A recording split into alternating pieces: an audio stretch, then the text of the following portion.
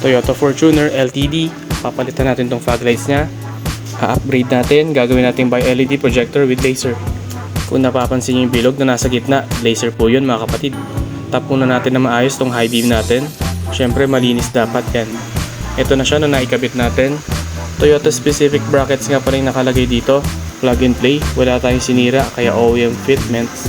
Tapos pwede nating i-adjust up and down yung tutok ng kanyang fog lights. Kagaya ng pag-adjust sa stock na fog lights ng Fortuner. Check natin kung gumagana na maayos ng high beam. At syempre lux test naman, umabot tayo ng 800 lux para sa ating fog lights. Compare na rin natin sa headlights. Umabot naman to ng almost 600 lux at 8 meters. Dito naman yung fog lights na yung gumagana. Para mas makita nyo yung fog lights natin na mas malakas na. Saka yung laser beam nya, ito yung palatandaan na gumagana yon. Tapos makikita nyo may bilog dun sa wall. Yun yung laser na high beam ng ating projector fog lights. Sulit na upgrade to para sa mga Fortuner.